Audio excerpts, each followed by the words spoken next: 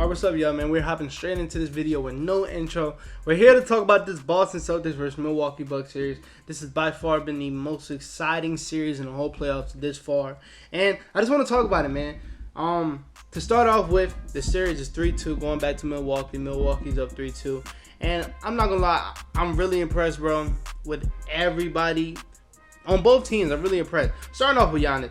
A lot of people expected the Celtics to do what they did to KD to Giannis, and I was one that didn't believe that because one, Giannis has better people around him. So if he was the playmaker, he's by far the better playmaker than KD. But if he was the playmaker, the other people around him would make the shots like the Brooklyn Nets couldn't. But after game one, they stopped doing that, and yesterday they kind of did it. But after game one, they shut that shit down, and Giannis has just been dominating ever since. Like, if you don't think Giannis is better than Kevin Durant, if you don't think Giannis is better than anybody in the world, you have some hate towards Giannis or something, or you're one of those dribble hezzy guys. That's all you care about, because he is by far, and I mean by far, the best player in the world. Like, it's Giannis, space, then whoever you think is two. I still think it's KD, but it's Giannis, space, KD. He has been dominating on both sides. You look at the percentages, it's low for Giannis, but I don't think anybody in the world will not tell you he's dominating. The only game he didn't dominate was game 2. They lost game 4 because Coach Bud put him in for a little bit too long in the third, and he was completely gassed in the fourth. It was gas, and he couldn't play in the fourth, and he couldn't close. That whole thing about Giannis can't close games, that's out the water. I've been saying that for the last few weeks. Like, in this series, that shit is out the water. He's closed multiple games. Yesterday, they just had a game where nobody in the second quarter was hitting. Nobody. You see the score right now, 38 to 51. Giannis scored 15 points in that quarter, and that was the only reason why they stayed afloat. The only reason why they stayed afloat. You got Stanley and Gundy out here trying to preach to you guys that Grant Williams is the best defender on Giannis. Giannis has been dominating Grant Williams the whole series. Giannis has been dominating Al Horford the whole series. Robert Williams the whole series. Yes, they've stuck him better than he's ever been. I don't know how to say that. They guarded him better than he's ever been guarded before, but like, he's still dominating. He's the only reason why they were in this game yesterday. Like I said, nobody else could score in that second quarter but him. Scored 15 straight points. Completely dominated and decimated this team. And then if we're talking about yesterday, the others kind of showed up. Drew Holiday had a decent game. We all know about what he did in that last minute of the game. Stealing it from Marcus Smart, blocking Marcus Smart, hitting the clutch three, hitting the mid-range over Marcus Smart. That's clutch moments. That's Drew. He's been clutch all season, man. If you look at the clutch stats, Drew is right up there. He's been clutch all season. And this is why they went to go get him, because they need a player like him next to Giannis and Chris Middleton, man. A steady guy that's going to give it to you, pause, every night. Unlike Eric Bledsoe. And he can literally do anything on the court by far. Should have been a real defensive player of the year. But the reason why the series is so close, man, I gotta give the props to the Boston Celtics. Their defense is literally legit. It's crazy. The Bucks dominated the Bulls because everybody else is getting open shots. Giannis, yes, he dominated, but literally everybody, Grayson, Drew, Chris Middleton, Pat Connaughton, Bobby Portis, Wesley Matthews, all of them were getting open shots because Giannis is he's going to draw like 4 people at a time. This Celtics defense, it's the reason why Grayson Allen hasn't popped off yet. It's the reason why Pat Connaughton is only hitting 2 threes a game. It's the reason why Bobby Portis hasn't popped off until yesterday. They are not getting no open shots, and this is more an appreciation to Giannis, because how is he still dominating? All the attention is still focused on Giannis, but their rotations, how they run people off the line, is so elite that nobody else is getting open shots. If you watch the game, Grayson Allen can't even take a fucking 3. He couldn't. He took a deep 3 in the beginning of the game yesterday. That's the only 3 he was going to have. Their defense is so elite and so crazy. It's wild to watch. It's really crazy, bro. Really wild to watch. And then the reason why they've been losing, they lost 3 games. I love Jason Tatum. I love Jaylen Brown. But I'm not going to call them dumb, but the shots that they take a lot are really dumb. And that's why I don't put Jason Tatum over guys like Paul George or Devin Booker, because it just seems like sometimes IQ-wise, they're not there. They take really dumb. Jason Tatum had Wesley Matthews on him. And Wesley Matthews has been in his head the whole series. Shout out to Wesley Matthews. He's been guarding up. He's been D'ing up. But he shot 3 back-to-back threes yesterday in the first quarter while they had a little bit momentum. And I'm like, yo, what are those shots? Those shots don't make no sense. Jaylen Brown hit 1 3 in the first quarter. The next time he went up for a pull-up 3. What are y'all doing? What are y'all doing? And then in the fourth quarter, it looked like the old Celtics. You take this shot. You take this shot. You take this shot. Oh, I'm going to take it now. I'm going to take it now. The reason why they've been so dominant because they went away from that. They've been passing the ball around. It's been more of a team instead of this two-headed monster. Yesterday, they resorted back to their old ways, and it showed. Jason Tatum had a couple clutch buckets in the fourth. Other than that, he wasn't there. Marcus Smart, come on. Jaylen Brown wasn't there. Wasn't an X factor at all in that fourth quarter. And those who were the huge reasons why this Bucks team came back. And this is why I feel like this series is over. I don't see Giannis losing 2 in a row. Yes, I say Giannis. I know it's a team, but this is to me like I told people on Twitter. I look at Giannis on some LeBron, Jordan shit. Like if he's there, he's winning. Not so much LeBron, but LeBron's going to be in the finals every year. That's how I look at Giannis. If he's there, he's winning. It's no doubt he's winning. So I think this series is over. I don't know if they win next game. I don't know. I do think it would be a really good game, but they have to step it up, man. They have to resort back to their old ways. It would have been a series over with if Al Horford didn't turn into a demon in Game 4. If he didn't turn into a demon and just dog every single play, hit all his shots, it would have been over with. But I don't think they're missing Time Lord. That's not. I don't know what the solution is for them, man. Shooting better shots, being more disciplined. This team's offense is really questionable, and this is why people have been questioning their offense and their point guard play for the last few years. It's really questionable because if you're not Jason Tatum, if you're not Jaylen Brown, and if you're not the others hitting your shot, this team gets real stagnant. In the last 8 minutes, they scored 8 points. If I'm not mistaken. They scored 8 points. While the Bucks were hitting everything. Giannis hit a game clutch 3. Drew did. Pat Connaughton did. Wesley Matthews hit a clutch corner 3. Rainbow shot. Beautiful shot. And you know why they came back? Because that's a championship-led team. By obviously the best player in the motherfucking world. But Coach Bud, shout out to Coach Bud. I was on his ass. And pause.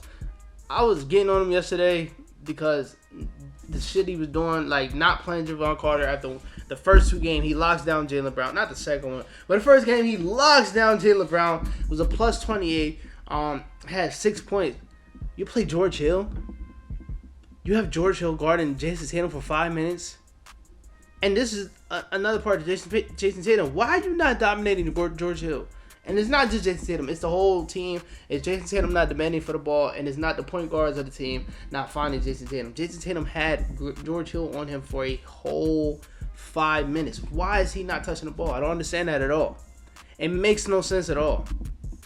That's the little stuff about this Celtics team that I'm not gonna say it pissed me off because I don't give a fuck. I want them to lose. I love Drew Holiday. I want him to win everything. But it's the little stuff that just bothers me because I understand the talent of Jason Tatum. I understand the talent of Jaylen Brown. I understand that Marcus Smart can play the point guard position. But they have these little moments like this that I'm like, what are you doing? What are you doing? Like this. I'm going to rewind this back. I don't usually do this. But like this. First of all, I'm mad they didn't show this whole thing. But around this time, it was like 4 seconds. Until it was about to be a 5-second dead ball. Why is Jason Tatum so far over? Why is he so far away from the ball? I know it's supposed to be a down screen to get Wesley Matthews and get Bobby Portis on him. I understand that. But they ran it so late that Marcus Smart had to get the ball. So he gets the ball. A lot of people are like, what is Marcus Smart doing? I'm sorry. If I see this, I'm driving too. And I'm pretty sure a lot of Hoopers will tell you that. I'm driving too. Nobody. Look at Drew Holiday. He leaves Jaylen Brown. It was a tough decision, but I'm so happy he made it. He leaves Jaylen Brown, the person I was cooking in the third. He leaves him open. Great recovery by Pat Connaughton, but I've seen Marcus Smart make that layup plenty of times. And look at the recovery. Even though he made a recovery, look how long Marcus Smart stayed in the air. If Drew Holiday doesn't make that decision, that's an easy layup. But my whole thing is, why are we putting Marcus Smart in that position to make that play? I love Marcus. I've been saying he should have been playing a point guard before they even signed Kemba. I thought that was really stupid. But why are we putting him in that position to make the play? Why are we not seeing Jaylen Brown go get the ball? Why are we not seeing Jason Tatum going to get the ball? Like, that right there made no sense to me. And then we have this last play. Very clutch free throws from Pat Connaughton. He has been hoping crazy. And I got to talk about him after this. But why are we running away from the ball? First of all, why isn't that pass to him? Out of all people. I get it. I want to run up the floor. A lot of people do that. First of all, you have Bobby Portis completely clearing Wesley Matthews. Clearing him. Wide open. This what separates a person that can play the point guard and that's a person that's really a point guard. Wide open. Look at not Dylan Brooks. Derek White pointing that just did him. Hand up. Wide open. Why is his head down? And if I'm not mistaken, he fumbled the ball. Stuff like this. Like, what? How do they do this? This is what happened in the beginning of the season where they were freaking 18-22 and they was giving up the most leagues. This is what they looked like yesterday. They looked like they resorted straight back to their old ways. Just forget the rest of the season. Forget what we built up this rest of the season. They went back to their old ways and it looks so bad. His head is up right here. It's up. You don't see Jason? What? You decided to advance? And then you're gonna fumble the shit? Like, oh my god, this team pisses me off. They do, bro. As far as adjustments goes for the Bucks, more Pat Connaughton, less Grayson Allen. Grayson Allen has been a negative everything this whole series. Pat Connaughton has been so positive, not only on offense but on defense. They're literally attacking Grayson Allen, and they're getting buckets mostly every time when they do it. So more Pat Connaughton. At this time, he is the better shooter. He has been hitting more shots. So more Grayson Allen. Great adjustment by going small. They kind of took Brook Lopez out of the series. I'm not gonna lie. The crazy thing with the Bucks is I've seen plenty of times they can beat you a lot of ways. They can beat you with Brook Lopez being the leading scorer. They can beat you with Chris Middleton being the leading scorer. They can beat you with Jrue Holiday being the leading scorer. Bobby Portis, I've seen him plenty of times being the leading scorer. And of course, they beat you with Giannis. What the Celtics have done is they negated all of that. You're going to have to beat us with Giannis. Bobby Portis, until yesterday, hasn't had a great game, a great series at all. Brook Lopez, like I said, they took him out the series. So they're forcing this team to go small. This team is normally a bigger team, but they're forcing this team to go small. And yesterday it worked. Bobby Portis was a beast on the boards. Like this, a dumbass shot. But Bobby Portis was a beast on the board. Had 15 boards, 7 offensive rebounds. He absolutely hooped yesterday, especially after that missed layup. That was crazy. I thought the game was over after that.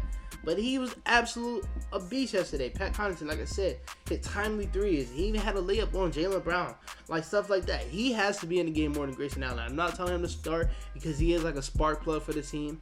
But he has to be in the game more than Grayson Allen. Of course, my man, and look at that turnover. Oh, my God. My man adjustment, play Javon Carter.